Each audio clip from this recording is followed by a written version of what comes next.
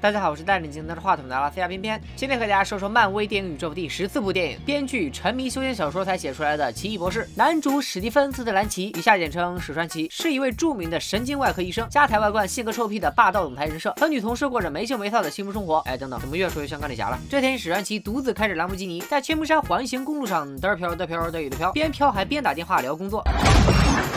俗话说，开车玩手机，明天变垃圾；车子撞稀碎，亲人2行泪。这个故事就告诉我们2件事：一、下班以后不要加班工作；二、千万不要买兰博基尼。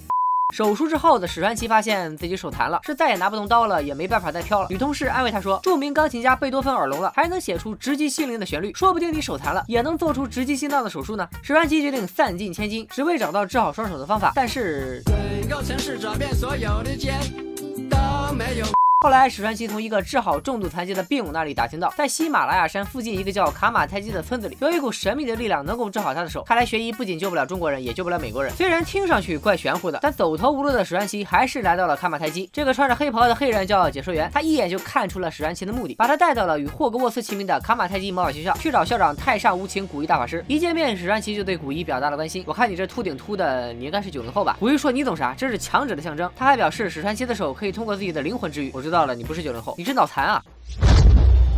心服口服的史传奇决定正式拜古一为师。解说员带着史传奇参观完宿舍之后，给了他一张纸，纸上写着是乡巴佬。What's this? My mantra? The Wi-Fi password. 莎士比亚曾经说过，好好学习就不画皮。本着这个理念，史传奇来到学校的图书馆，他发现有一本他看不懂的巴啦啦小魔书被撕掉了2页。图书馆里面老王解释说，那2页写着召唤大反派的方法，被一名之前在这学习的法师给偷走了。对这种恶劣的行为，史传奇很不理解，直接偷走一整本书不就好了？这天，史传奇他们班终于开课了。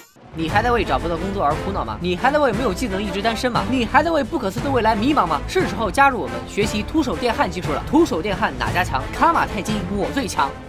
史传奇明显跟不上学习进度，所以说 WiFi 密码不能随便给，这不就给人家孩子耽误了吗？于是古一法师决定给史传奇开小道，好吧，其实就是直接把史传奇扔到了珠穆朗玛峰，让极限环境激发出他焊任意门的潜能。史传奇果然就被冻死了。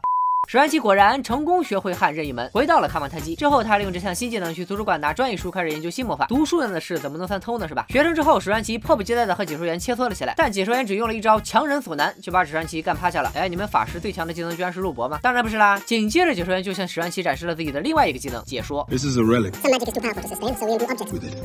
他还告诉史传奇，属于史传奇的法器会自己找上门。深知自己术业不精的史传奇决定潜入图书馆继续研究巴啦啦小魔书。他发现只要带上绿钻长臂锁就能下载免费音乐包了。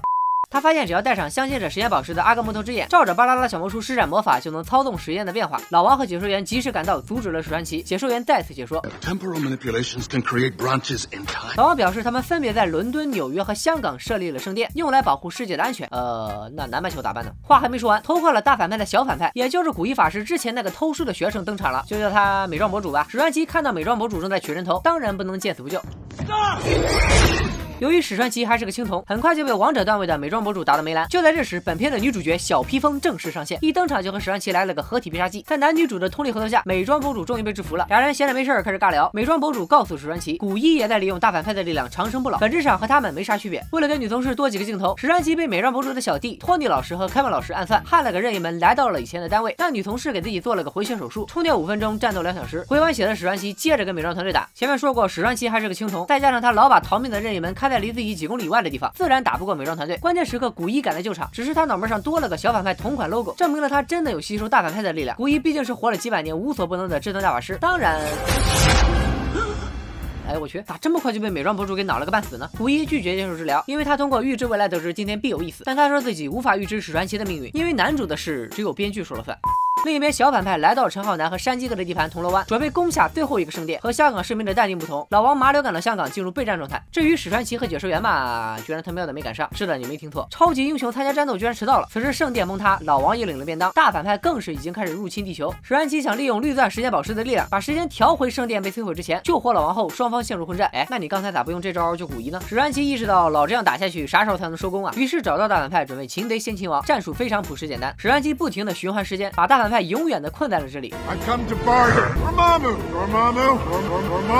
最终大反派向谈条件势力屈服，死于鬼畜。这就叫绿钻会员真的可以为所欲为。按照好莱坞惯例，大反派挂了之后，所有小弟都要集体领便当。就这样，美妆团队也被团灭了，世界又恢复了平静。史传奇也接替古一成为新的智能法师，继续保家卫国。彩蛋里，史传奇成功和雷大锤面基成功，并答应雷大锤一起参加《雷神3之爸爸去哪儿》，帮雷大锤找爸爸。另一个彩蛋里，解说员因为无法认同古一的教学理念，准备自立门户，当自己的主人，做自己的反派。毕竟奇异博士还得拍续集嘛。今天的偏偏说漫威就到这里，下期该说哪部电影了呢？拜了个拜。